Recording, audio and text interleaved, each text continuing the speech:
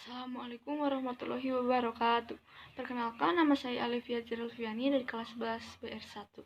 Di sini saya akan menjelaskan unsur intrinsik, ekstrinsik, dan struktur cerpen. Yang pertama ada unsur intrinsik cerpen. Unsur intrinsik adalah unsur-unsur pembangunan dari dalam cerita yang membuat cerita cerpen itu utuh. Yang pertama ada alur atau plot. Jalan cerita dari awal sampai akhir bisa maju, mundur, atau campuran. Yang kedua ada penokohan.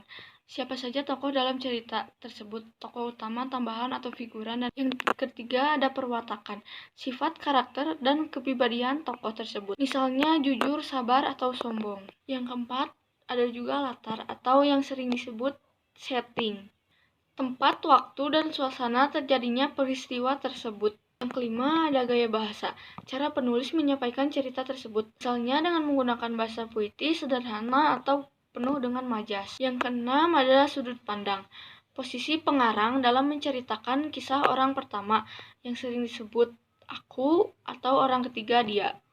Tujuh ada gagasan utama atau pokok pikiran cerita, misalnya persahabatan, cinta, atau perjuangan. Yang kedelapan ada amanat, pesan atau pelajaran yang ingin disampaikan pengarang kepada pembaca tersebut. Dua ada unsur ekstrinsik cerpen. Unsur ekstrinsik adalah faktor dari luar cerita yang memengaruhi isi cerita cerpen. Yang pertama ada nilai agama atau religi, ajaran yang pesan yang berkaitan dengan keimanan dan ketakwaan.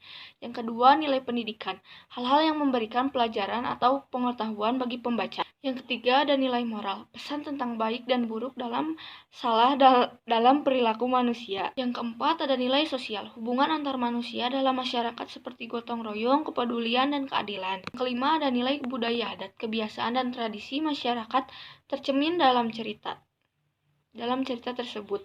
Yang terakhir ada struktur cerpen.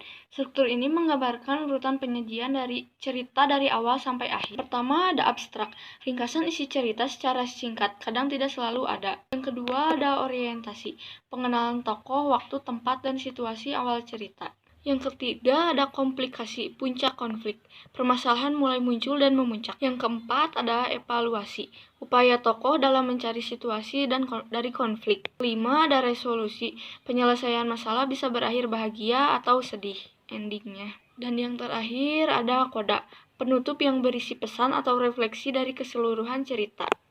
Mungkin itu saja yang saya bisa sampaikan. Mohon maaf bila ada kesalahan atau salah kata.